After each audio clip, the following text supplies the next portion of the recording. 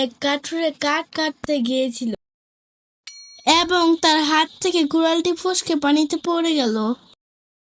তখন পানি থেকে একটি জলপরি বেরিয়ে আসলো এবং জিজ্ঞাসা করল, কি হয়েছে তোমার?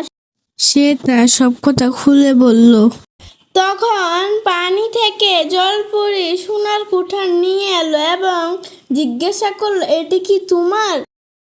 তার উত্তরে লোকটি বলল, না, এটা আমার না।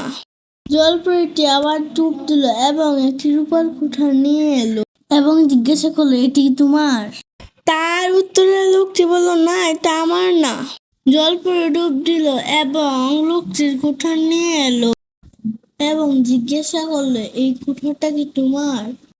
উত্তরে লোকটি বলল, হ্যাঁ, এটাই আমার কুঠার।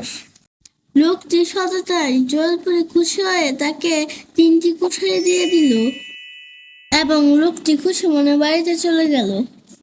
এরকম ভিডিও পেতে আমাদের চ্যানেলটি সাবস্ক্রাইব করে পাশেই থাকুন। Bye bye.